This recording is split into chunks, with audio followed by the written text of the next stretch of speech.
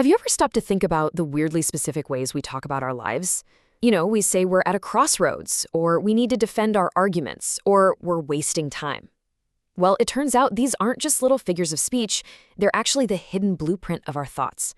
So today, we are going to dive into the incredible power of metaphor and how it quite literally shapes the reality we live in. And to really get our heads around this, let's start by listening to some really powerful, kind of puzzling things people have said. These are from actual therapy sessions, and trust me, they're way more than just words. They're like a window into someone's entire world. Wow. I mean, you can just feel the weight in that sentence, can't you? This person isn't just saying, I'm stressed out. No, this metaphor paints a picture of this immense, lonely, non-stop pressure. It's like the stability of their whole universe is resting on their shoulders and their shoulders alone. Now listen to this one closely. The person doesn't say they're like a castle, they say they are the castle. They've literally become a fortress, with these thick stone walls, and they're sealing off this vulnerable part of themselves, this little boy, from a world they clearly feel is dangerous.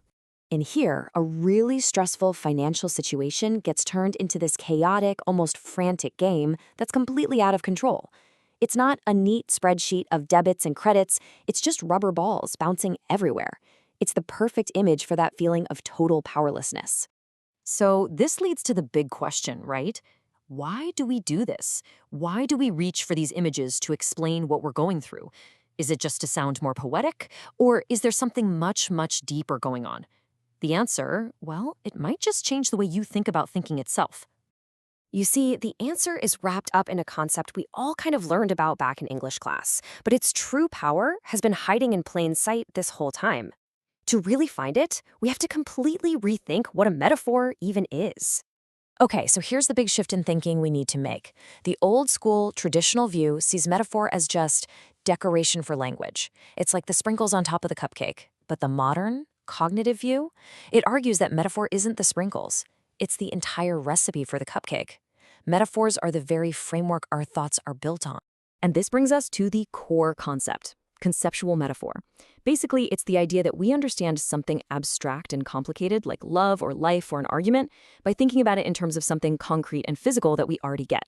We grasp the abstract target, life, by using the concrete source of a journey.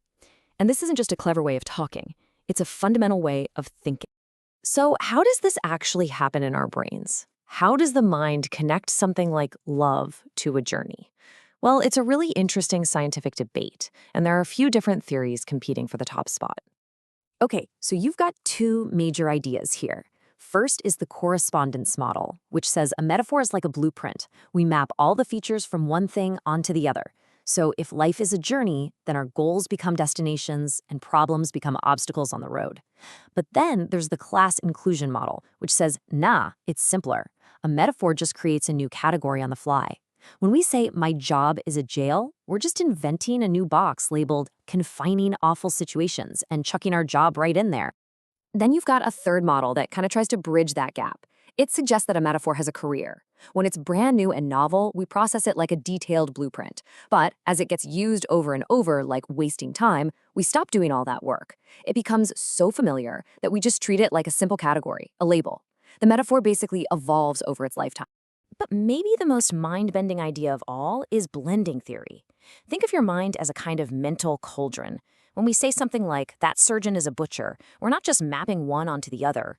We take two input spaces, everything we know about surgeons and everything we know about butchers, and we toss them into this blended space. And out of that blend, something totally new emerges, the idea of incompetence. Now think about it.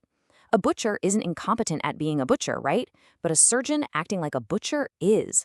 That meaning wasn't in either of the original concepts. Our minds literally created it.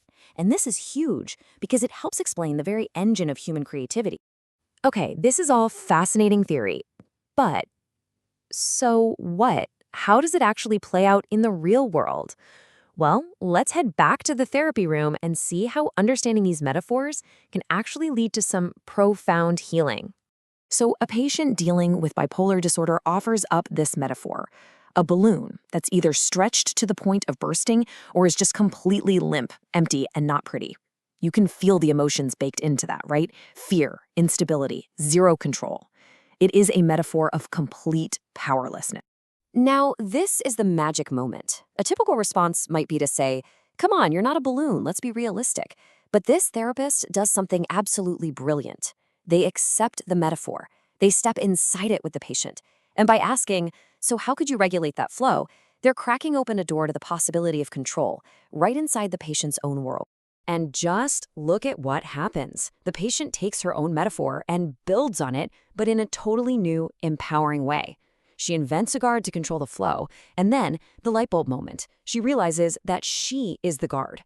The metaphor has completely transformed from a symbol of being powerless into one of agency and self-control. Amazing! So what this shows us is that these metaphors we live by are not just chit-chat. They are powerful frameworks that literally structure how we experience the world, they guide what we do, and they even create our feelings, and they're humming away in the background for all of us all the time. And that, of course, brings us to the most important question of all. Forget everyone else for a second. What happens when you turn that lens on yourself? What are the hidden metaphors that are running the show in your career, in your relationships, in your very sense of who you are? A lot of us are running on these default metaphors without ever thinking about it. Take argument is war. If that's your metaphor, then in every single disagreement, you think there has to be a winner and a loser. You attack positions. You shoot down arguments. Or how about time is money? That frame forces you to see every moment as something you can spend, save, or waste. These frames have huge consequences for how we act every single day. So, is your life a journey, a battle, a race, maybe a party? Your answer really does change everything. And this is the most empowering part of all. The words we choose aren't just passively describing our reality, they are actively creating it. By becoming aware of our own core metaphors, questioning them, and maybe even choosing new ones on purpose, we give ourselves one of the most powerful tools there is for changing our lives.